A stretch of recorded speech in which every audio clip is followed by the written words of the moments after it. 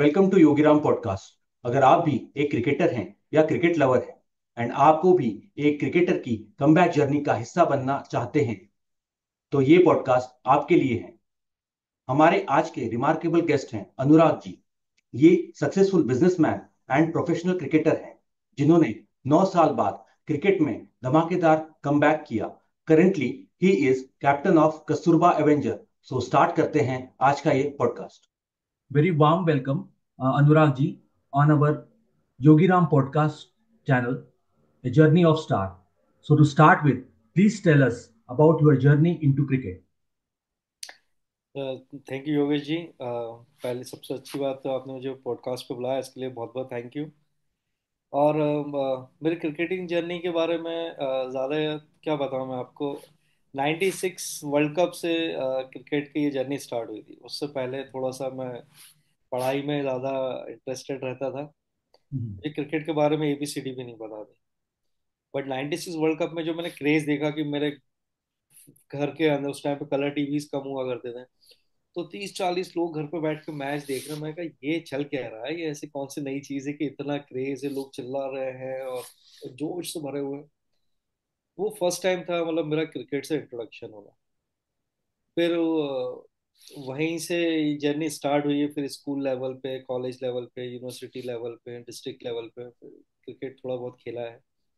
और अब तो एज भी हो गई है, काम धंधे भी हैं, तो अब थोड़ा अब कॉर्पोरेट लेवल पे क्रिकेट खेलते हैं। Great, great, great. What inspired you to become a cricketer, a professional cricketer? Sir सबसे अच्छी चीज मतलब इंस्पिरेशन ऐसा कुछ पर्टिकुलर चीज से नहीं आया ना। उस टाइम पे वही क्रिकेट का जो क्रेज देखा था हमने, तो वहीं से एक चीज आई कि यार इसको ट्राई करना चाहिए। और उस टाइम पे हम लोग के सभी के रोल मॉडल हुआ करते थे सचिन तेंदुलकर। तो जब उनको देखते थे, उनके बारे में पढ़ते थे कि ये बंदा 14 साल 15 साल की उम्र में वकार यूनिस वसीम अकरम को खेल रहा है, उसका डेडिकेशन देखो, हम्बल नेचर देखो। तो वो चीज़ कहीं ना कहीं इंस्पायर करी कि नहीं यार मतलब कुछ तो है क्रिकेट में। तो फिर वहां से स्टार्ट हुआ।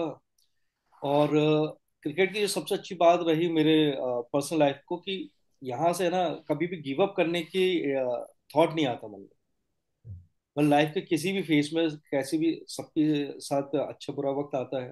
Mhm. कैसा भी वक्त आया हो, फैमिली में, बिजनेस में, जॉब में, बट कभी भी ऐसा नहीं लगा कि नहीं यार हार मान ले।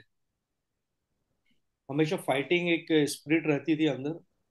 तो वो चीज मेरे को क्रिकेट की सबसे अच्छी चीज लगी, जिसने मेरी लाइफ पे सबसे ज्यादा इम्पैक्ट डाला। Okay, great. And during matches, आप कैसे प्रेशर कैसे आप हैंडल करते हैं? सर प्रेशर तो सर मैच शुरू होने से पहले ही स्टार्ट हो जाता है। Okay. मतलब इवन जो मैच से पहले की नाइट होती है, कई बार होता है मतलब इतना खेलने के बाद भी आज भी ऐसा होता है कि रात को 2-2 3-3 बजे तक नींद नहीं आती कि कल मैच है।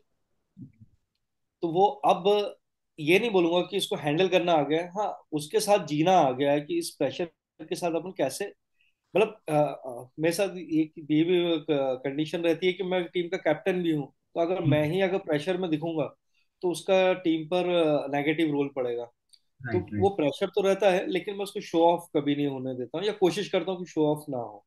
नहीं तो उससे टीम के मोरल डाउन होता है। तो कुछ नहीं, चिल आउट करते हैं, हंसी मजाक करते हैं। खासतौर से मैं जब मैच खेलने जाता हूँ तो अपनी कार में अच्छा लाउड म्यूजिक बजाते हुए जाता हूँ कि अच्छा जोश थोड़ा सा हाई हो जाए। वहां पर जाकर लड़कों में भी जोश भरने का काम रहता है। और गिव अप नहीं करना है, बस उन सबको ये बोल के रखा है कि अभी मैच खत्म नहीं हुआ, चाहे कैसी भी कंडीशन रही हो, अभी मैच खत्म नहीं हुआ है। हम कब एक ब्रेक थ्रू चाहिए है और हम वापस से गेम में आ जाएंगे। तो यही मेरा मंत्र रहता है कि बी पॉजिटिव रहो आप, नेगेटिव थॉट्स को अपने ऊपर हावी मत होने दो। हम अच्छा खेलते हैं, ये हमें पता है, अब हमें सामने वाले को दिखाना है। So giving best every time and being positive.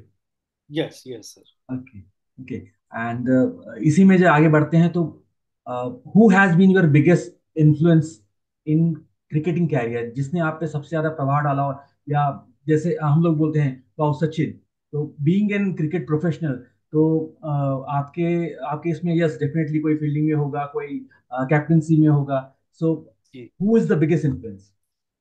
Sir एक का नाम लेना तो मुझे ऐसा लगता है कि नाइंसाफी होगी, तीन चार लोगों का काफी इम्पैक्ट रहा है। राइट। तो सबसे पहले तो sir the great Sachin Tendulkar, फिर अपने राहुल द्रविड़ जी, हम्म। दी वॉल, फिर हमारे लेग स्पिनर हुआ करते थे अनिल कुंबले जी, राइट। और फील्डिंग में मैं बहुत इंस्पायर था जॉर्डी रूट से। Oh great. ग्रेट। जी, मतलब मैं अपने टाइम पे अच्छा फील्डर हुआ करता था ऐसा मुझे लगता है। ग्रेट। तो वो जॉन्टी रोड्स, उस टाइम पे इंडिया में डाई मारने का कल्चर वगैरह हुआ नहीं करता था। 20 साल पहले की बात बता रहा हूँ, 15 20। तो उस राइट। टाइम पे मैं डाई वगैरह मार के फील्डिंग वगैरह करना इस टाइप से, तो इन वाह। चार लोगों का तो मेरी लाइफ पे बहुत इम्पैक्ट रहा है। Great great great. एंड आपकी फेवरेट क्रिकेट मेमोरी कौन सी है? अब तक आपने जितने भी मैचेस खेले हुए हैं, कॉलेजेस, टीम्स, प्रोफेशनल्स, कॉर्पोरेट्स में, सो सबसे अच्छी या जो दो दो तीन मेमोरीज जो है आपकी, प्लीज मेरी शेयर। पर्सनल वाली बताऊं या टोटल यस क्रिकेट? यस, आपकी टीम की हो सकती है, आपकी पर्सनल हो सकती है। सर मेरी सबसे अच्छी मेमोरी थी जब हम इंटर कॉलेज खेल रहे थे, और मैं बीएसएस कॉलेज को रिप्रेजेंट कर रहा था। हम्म। उससे पहले तक बीएसएस कभी भी सेमीफाइनल तक नहीं पहुंचा था। ओह। वो फर्स्ट टाइम था कि जब हम टीम को लेकर फाइनल, मतलब ऐसी टीम थी कि जिसमें हमारे तीन अच्छे प्लेयर थे जो अवेलेबल ही नहीं थे। ओह। उसी टाइम पे रणजी का ट्रायल चल रहे थे, तो वो सारे प्लेयर्स वहां थे। तो एक ओह। एवरेज टीम को लेकर हम पहला मैच हारे, फिर हमने फाइट बैक करी और वहां से जीतते जीतते हम मतलब फाइनल तक का सफर, ऐसा नहीं कि हमने डोमिनेट किया हो, सारे क्लोज मैचेस हम लोगों ने जीतते हुए गए, अच्छे अच्छे टीमों को हराया। और उस टाइम पे वही 19 20 ईयर्स की एज थी, तो वो बहुत ही, मतलब अब मैच्योर नहीं होते इन सब चीजों को लेकर, तो वो जो जर्नी थी वो बहुत मेरे लिए स्पेशल थी, टीम को पहली बार फाइनल्स तक लेकर आया। Great great great. एंड आप कैसे कैसे प्रिपरेशन कैसे करते हैं आप मेंटली, कोई भी बड़े गेम के लिए? मैं जैसे बोलूँ कि सेमीफाइनल था, या जैसे अभी आप कॉर्पोरेट फॉर्मेट में आप खेलते हैं, तो जी उसमें आप मेंटली कैसे खुद भी प्रिपेयर करते हैं? How how you boost up in the field, या अपनी टीम को कैसे आप प्रिपेयर करते हैं बड़े मैचेस के लिए? सर, कोशिश ये रहती है कि प्रेशर ना हो, हम लोग रिलैक्स रहे। तो सबसे अच्छी चीज तो मैं सबको ये बोलता हूँ कि यार मैच से एक दिन पहले टाइम पर घर चले जाओ, हम्म। प्रॉपर प्रॉपर अपनी डाइट लो, अपनी स्लीप लो, ताकि आप राइट। मैच से पहले आप फ्रेश उठो। हम्म।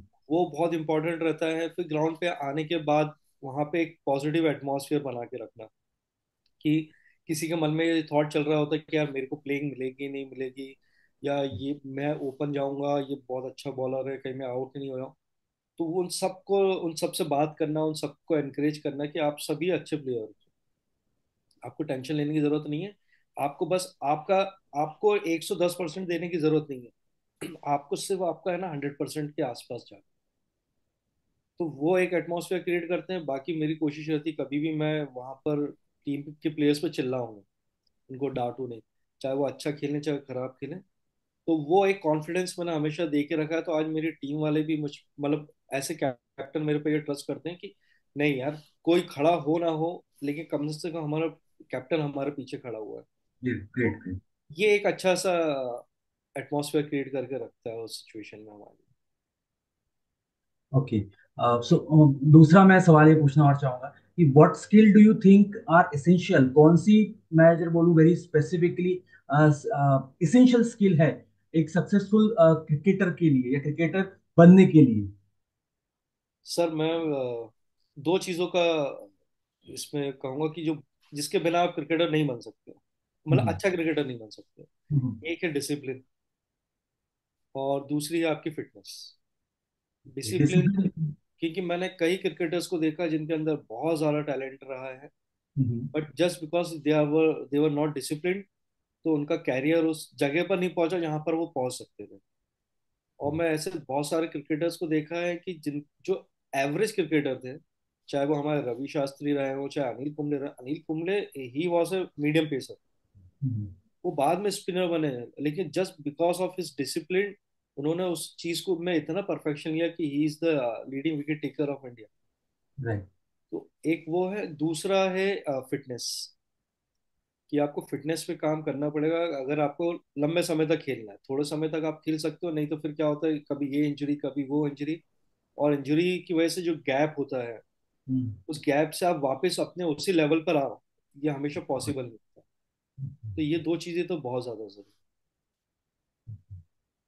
सो can you share about some challenging moments जो आपने आपके क्रिकेट कैरियर में, या आपके जो लाइफ स्पैन अभी आपका जो रहा है, आपका जो लाइफ जर्नी रही है, इसमें आपने फेस किया हो चैलेंजिंग मोमेंट बहुत।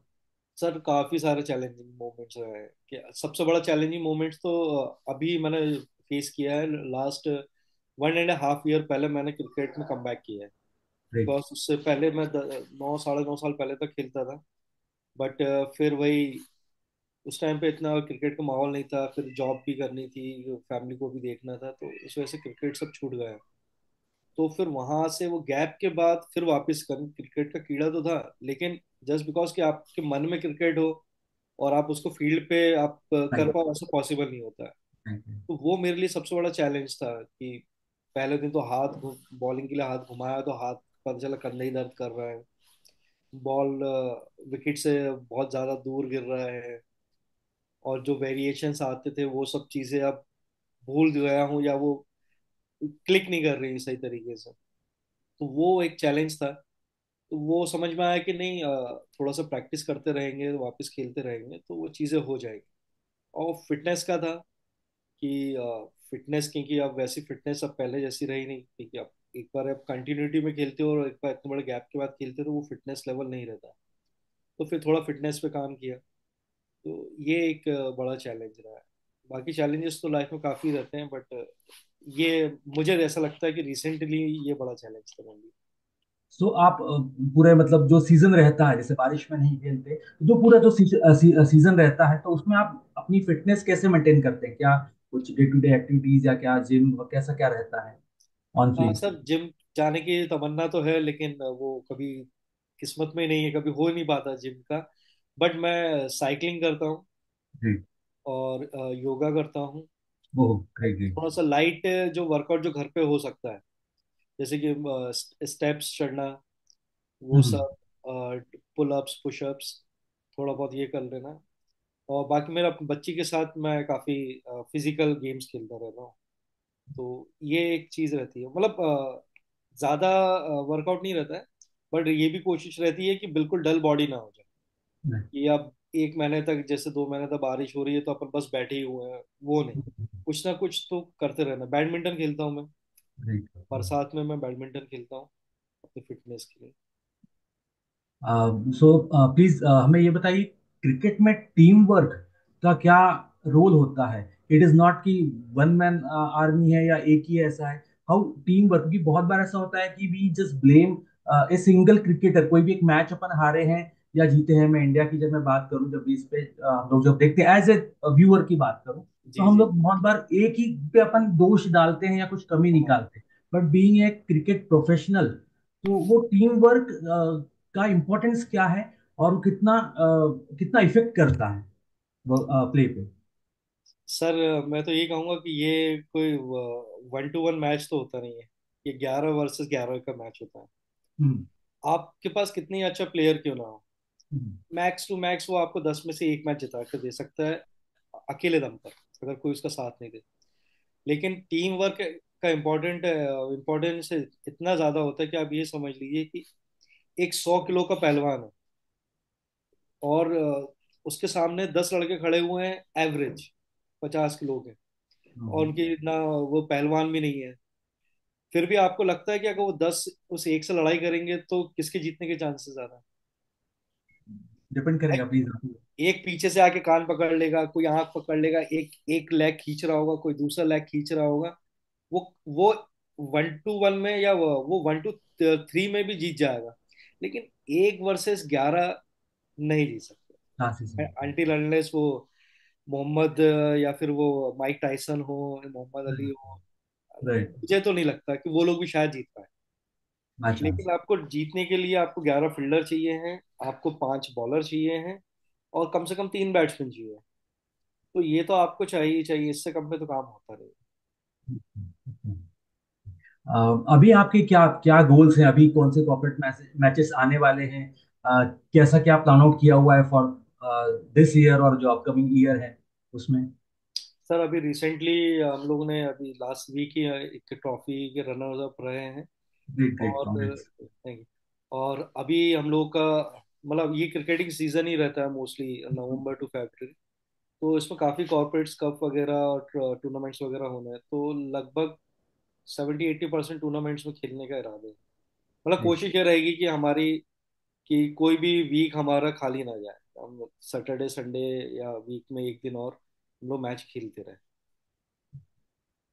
आपका कोई मोस्ट मेमोरेबल मैच आपको अभी तक याद है, या वो आप भूल नहीं पाते कि उसके जो जो अप्स एंड डाउन्स थे, how you recover, how you know enjoy that particular match? कोई मोस्ट मेमोरेबल मैच प्लीज बताइए, उसकी मेमोरीज।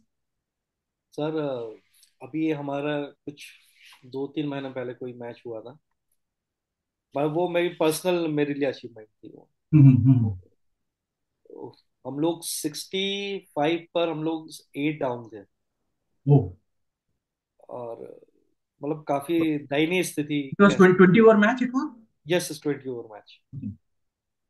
तो फिर वहां जाकर फिर मैं गया और आखिरी के दो बैट्समैन बचे हुए थे बस। और वहां से हम लोग ने 5 ओवर में 45 रन्स बनाए। और एक बेंचमार्क होता है कि यार 100 क्रॉस करना, कि आपका विकेट कितना भी बेकार क्यों ना हो, लेकिन 100 रन तो आपको T20 में बनाने ही पड़ेगा। तो वहां पे हम लोगों ने 110 रन बनाए। और फिर सेम सिचुएशन, फिर मतलब सामने वाली टीम ने बैटिंग के लिए आई, तो उन्होंने 6 ओवर में 68-67 रन उन्होंने बना दिए थे एक विकेट पर। ओके। या मतलब आप समझ सकते हैं कि 100 का टारगेट है और 70 रन मार चुके हैं। राइट। और वहां से फिर जो हम लोगों ने विकेट लेना चालू करे, तो आप मानेंगे नहीं, हम 18 रन से मैच जीते। Great great great. और वो टीम जो बहुत थी अच्छा। काफी अच्छी टीम थी। मतलब हम लोग जो है, हम लोग एक ही साथ के लोग खेलते हैं। हम्म। सामने वाली ज्यादातर टीमें जो होती हैं वो दो अच्छे प्लेयर इस टीम के ले लेती है, दो उधर से ले लेती है, बटोरा 11 बनाते हैं। लेकिन हम लोग साथ ही के लड़के खेले। तो ऐसे में अच्छी टीम से इतनी बेकार कंडीशन के बाद जीतना, वो अभी अभी रिसेंटली तो काफी बड़ी अचीवमेंट रही। बाकी मैचेस काफी जीत जाते हैं, अच्छी टीमों को भी हराते हैं। लेकिन उस सिचुएशन से मतलब 100 का टारगेट बनाना और 30 रन 25 रन के अंदर टीम को 8 विकेट 9 विकेट लेना, that was a huge achievement. Okay, great great great. So please हमें थोड़ा सा और इलेबोरेट करिए कि आप अपनी पर्सनल लाइफ और क्रिकेट, आपका जो बिजनेस है, आपके जो एसोसिएशंस है, उसमें फैमिली हो गया, फैमिली टाइम हो गया, एंड क्रिकेट, आप कैसे बैलेंस करते हैं, and what challenges do you face on doing that thing? जी। सर कोशिश ये रहती है कि वीक में 2 मैचेस रहे, इससे ज्यादा ना रहे। बाकी कभी कभार ज्यादा हो जाते हैं, वो अलग चीज है, बट यूजुअली 2 मैचेस रहते हैं। तो मंडे टू फ्राइडे आफ्टरनून तक काम पे फोकस। और जो टाइम बचता है वो घर पे फोकस। 2-3 घंटे जो घर पे रहते हैं, उस टाइम पे ना दोस्त यार, ना पार्टी, ना कुछ। फिर घर वालों को भी पता है कि भाई सैटरडे संडे मैच है, तो वो लोग भी सैटरडे को डिस्टर्ब नहीं करते हैं। संडे को मेरा रहता है कि मैच के बाद फैमिली को लेकर आउटिंग पर जाना है, किसी रिलेटिव के यहाँ कहीं घूमने, कहीं मूवी। तो वो टाइम उनको देना है। बाकी मंडे टू फ्राइडे जो टाइम बचता है इवनिंग का, वो अपनी फैमिली को देना है। बस सैटरडे का रहता है कि सैटरडे दोस्तों के साथ थोड़ा सा टाइम स्पेंड हो जाता है, तो वो भी एक चीज हो जाती है। तो वो इस तरह से बैलेंस रहता है कि मंडे टू फ्राइडे क्रिकेट की बात नहीं होती है, अनटिल अनलेस क्या कहीं मैच फिक्स करना है, ये करना है, छोटी मोटी जो होती है। नहीं तो क्रिकेट नहीं, सिर्फ अपना जॉब, अपना काम जो है उस पर ध्यान देना, और बचा हुआ टाइम फैमिली। और हफ्ते में एक दिन फैमिली को देना ही देना है। इसके अलावा मैं एक चीज और करता हूँ, मैं 2 महीने में 2-3 दिन की ये छुट्टी लेता हूँ। वो 2-3 दिन जो है मैं अपनी फैमिली को लेकर, या तो उनके नानी के यहाँ या मेरे सिस्टर के यहाँ, या कहीं वेकेशन पे 2-3 दिन हम लोग ऐसे चले आते हैं कि इसमें ना क्रिकेट होता है ना काम होता है, वो टोटल फैमिली टाइम। तो ऐसे करके सर, अब मिडिल एज में इन सब चीज़ों को, फैमिली को भी नहीं छोड़ सकते हैं, क्रिकेट को भी नहीं छोड़ सकते हैं, ना काम को छोड़ सकते हैं। तो कोशिश यही रहती है कि ये तीनों चीज़ें इस तरह से बैलेंस चलती रहें। आप बीइंग, आपने इतने साल क्रिकेट को दिए हैं, क्रिकेट खेला है, एक्सपीरियंस किया है, देखा है, गाइड किया है लोगों को। सो जो यंगर क्रिकेटर्स हैं, या जो यंग जनरेशन, या जो सभी स्टार्ट कर रहे हैं क्रिकेट, या they are just into, just अभी आए हैं, मैं बोलना चाहूंगा, 1 साल हुआ, 2 साल हुआ है, तो आप उनको क्या सलाह देना चाहेंगे? क्या आप उनको एडवाइस करेंगे कि ये स्टेप्स जो हैं, या ऐसी जो 3 4 चीजें हैं, this has to be done, या ये तो आपको जरूर करना है, या इस ऐसे रहना जरूर, या ये ऐसा कुछ आप बता पाएंगे प्लीज? सर अगर दो तरह के लोग आते हैं, एक क्रिकेट शौकिया खेलने के लिए आते हैं और एक क्रिकेट में कैरियर बनाने के लिए आते हैं।